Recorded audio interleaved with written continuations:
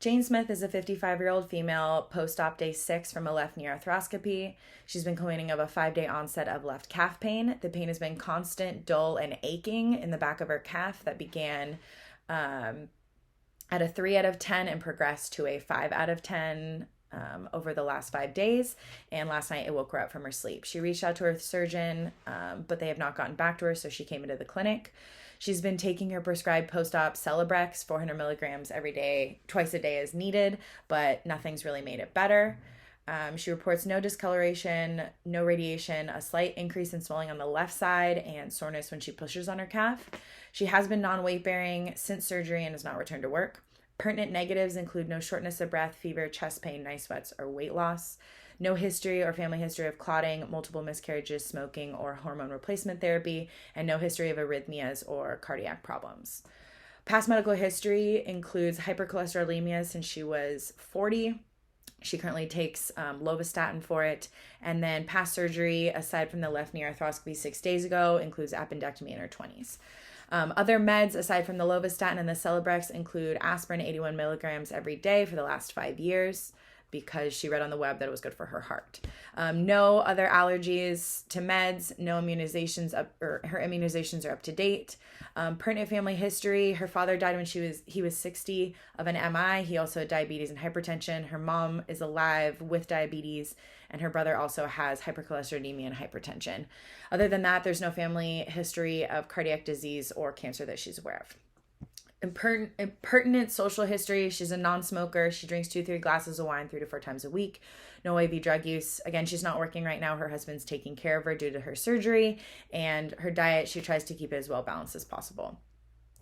Pertinent ROS, aside from what was mentioned in the HPI, no numbness, tingling, no stiffness apart from the left knee procedure, no osteopenia, osteoporosis, no excessive joint edema or erythema, no abnormal bruising, swelling, or history of anemia, and her last menstrual period was 5 years ago. Her vitals show a temp of 100.1, BP 166 over 99, repeat was 170 over 100, pulse 90, respirations 20, and pulse ox 98 on room air. She appeared to be well-dressed, well-nourished female, moderate distress due to her pain, and arrives with touchdown weight bearing on the left leg. Her skin was clean, dry, intact with normal tension and turgor and normal cephalic. Her HENT was clear, neck was supple for no bruise, Pullman CV were unremarkable, MSK showed 5 out of 5 motor in all extremities, distal pulses were symmetric and intact 4 to 5. Her left knee showed 2+ effusions and 2 healing incisions anteriorly. Active range of motion 5 to 100 degrees. No erythema or signs of infection. Left calf was mild, subtle swelling at midpoint, 2+ pitting edema and focal tenderness at midpoint. She had a negative Hohmann's viscosities and thigh edema. Her Wells score was a 2 to 3, which indicates ordering an ultrasound Doppler, which came out to be positive on diagnostics. Chest x-ray was clear. CBC, CMP was within normal limits. Overall assessment, most likely diagnosis of a DVT secondary to surgery post-op day 6. She had constant progressive dull aching pain over the left lower calf. It's gotten worse. Common complication of post-op, especially in the lower extremity. She's got 2+ pitting edema. She's got focal calf tenderness, and the Doppler ultrasound was positive. Other differentials include compartment syndrome, which is a common post-op complication in the lower extremity as well. She had the 2+ pitting edema, but she's got palpable distal pulses, no motor or sensory deficits, which suggests most likely another diagnosis. And then also other diagnosis differential included septic joint. Her temperature is mildly elevated, but that could also be due to the pain. We will continue to monitor incision site and for any signs of infection. Overall plan or secondary diagnosis included hyperlipidemia and acute hypertension. So overall plan for the DVT and surgery post-op day 6 includes contacting her orthopedic surgeon to discuss findings and plan. We'll likely send her to the ER for admission and monitoring of the DVT due to acutely elevated blood pressure and history of hyperlipidemia. She's hemodynamically stable, so we will immediately transfer her to the ER by her husband who brought her here. When there, we're going to initiate They're going to initiate anticoagulation therapy for IV heparin and warfarin. PO.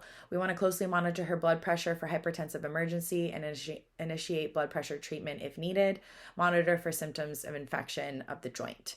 We want to stop the Celebrex and switch her to the acetaminophen 500 milligrams times 2 every 6 hours as needed.